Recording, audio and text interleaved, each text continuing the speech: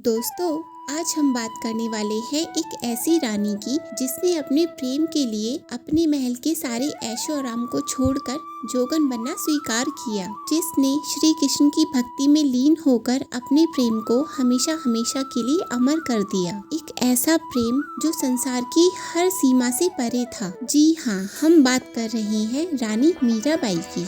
राजस्थान की पवित्र धरती पर सन 1498 के आसपास कुड़की नामक गांव में एक राजपूत परिवार में एक कन्या का जन्म हुआ। इस कन्या का नाम रखा गया मीरा। मीरा के पिता का नाम रतन सिंह राठौड़ था, जो कि एक वीर योद्धा थे। एक दिन मीरा के गांव में एक बारात आई तो मीरा ने अपनी माँ से पूछा कि माँ, ये लड़का कौन है? तो माँ ने बोला, ये दूल्हा है और अपनी दुल्हन से शादी करने के लिए जा रहा है। तब मीरा ने पूछा, माँ, सबकी शादी होती है, क्या मेरी भी शादी होगी? और मेरा दूल्हा कौन है? तो माँ ने बच्ची को बहलाने के लिए बोला कि जो ये गिरधर गोपाल है वही तेरा पति है। मीरा की माँ ने ऐसा सिर्फ बच्ची का मन बहलाने के लिए बोला, पर मीरा ने इस बात को सच मान लिया। और वो इसके बाद जब मीरा थोड़ी बड़ी हुई तब उनके वहाँ एक साधु आई जिनके पास कृष्ण जी की एक मूर्ति थी। वो मूर्ति उन्होंने मीरा को दे दी। अब समय बीतता गया और मीरा का प्रेम श्री कृष्ण के लिए बढ़ता गया। वो रोज श्री कृष्ण को अपना पति मानकर उनका श्रृंगार करती और उनके लिए अच्छे अच्छे व्यंजन बनाती। अब जैसे जैसे मीरा बड़ी होती गई,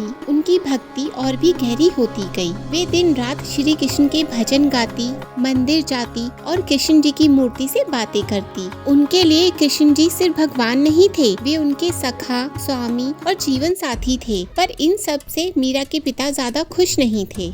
सन 1516 में मेवाड़ के राजा महाराजा सांगा ने अपने ज्येष्ठ पुत्र भोजराज के विवाह का प्रस्ताव मेड़ता की राजकुमारी मीरा के लिए भेजा। जब इस बात का पता मीरा को चला तो उन्होंने विवाह करने से मना कर दिया, क्योंकि उनका कहना था कि उनका विवाह तो पहले ही श्री कृष्ण से हो चुका, तो ऐसे में वे किसी दूसरे व्यक्ति से शादी कैसे कर सकती हैं। ये बात सुनकर मीरा के पिता क्रोधित हो गए और ना चाहते हुए भी मीरा को भोजराज से विवाह करना पड़ा। शादी के बाद जब भोजराज को मीरा की भक्ति के बारे में पता चला तो वे क्रोधित नहीं हुए। उन्हें लगा कि ये सिर्फ एक भक्ति भाव है और उन्हें इसमें बाधा नहीं डालनी चाहिए। इसके बाद मीरा अपनी भक्ति में लगी रही, पर ये बात मीरा की ससुराल वालों को अच्छी नहीं लगी। मीरा के पास राजमहल की शानो शौकत, हीरे मोती, दास दासियां सब थे, लेकिन मीरा का मन तो एक बांसुरी वाले में अटका था। मीरा की ऐसे भक्ति भाव को देखकर महल में बातें होने लगी कि एक रानी साधुओं के साथ भजन गाती है, एक राजपूत बहू मंदिरों में नाचती है। मीरा को रोका गया, डांटा गया और अपमानित भी किया गया, पर कृष्ण भक्ति के लिए मीरा ने सब कुछ चुपचाप सह लिया। समय बीतता गया।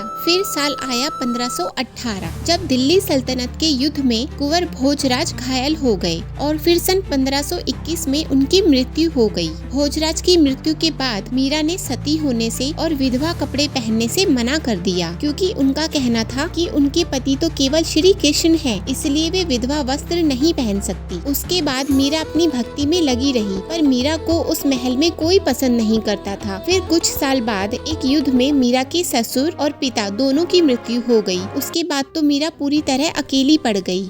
अब महल की सत्ता भोजराज के सौतेले भाई श्री महाराणा विक्रमादित्य के हाथों में आ गई, जो कि मीरा को बिल्कुल ना पसंद करते थे। उन्होंने मीरा को मारने के लिए कई तरह की चालें चली, पर मीरा हर बार बच जाती। उन्होंने मीरा के लिए जहर का प्याला भिजवाया, ये बोलकर कि ये श्री कृष्ण का प्रसाद है। मीरा ने वो जहर का प्याला पी लिया, पर श्री कृष्ण की कृपा से मीरा को कुछ नहीं हुआ। अब मीरा को वह महल कैद खाना लगने लगा। फिर एक दिन मीरा ने निर्णय लिया और राजसी वस्त्र त्याग कर केसरिया वस्त्र पहन लिए और निकल पड़ी वृंदावन की ओर। अब मीरा कोई रानी नहीं थी, अब तो बस वो सिर्फ एक कृष्ण दासी बन गई थी। अब वृंदावन में मीरा साधु संतों के साथ भजन गाती, पूरी तरह कृष्ण भक्ति में लीन रहने लगी। वो भिक्षा मांगकर जीवन यापन करती। फिर कुछ सालों तक वृंदावन में भक्ति करने के बाद मीरा के मन में इच्छा जागी अपने प्रियतम की नगरी द्वारका जाने की। फिर मीरा द्वारका में रहकर श्री कृष्ण की भक्ति करने लगी और कहा जाता है कि सन 1547 में एक दिन मीरा श्री कृष्ण की मूर्ति में विलीन हो गई, जिसके बाद उन्हें दोबारा कभी नहीं देखा गया। जैसे एक प्रेम अपनी मंजिल तक पहुंच गया। दोस्तों, यह कहानी है उस प्रेम की जो संसार की हर सीमा से परे था। यह कहानी है उस स्त्री की जिसने राजमहल की शानो शौकत को ठुकराकर अपने प्यार को चुना और अपने प्यार को हमेशा हमेशा के लिए अमर कर दिया।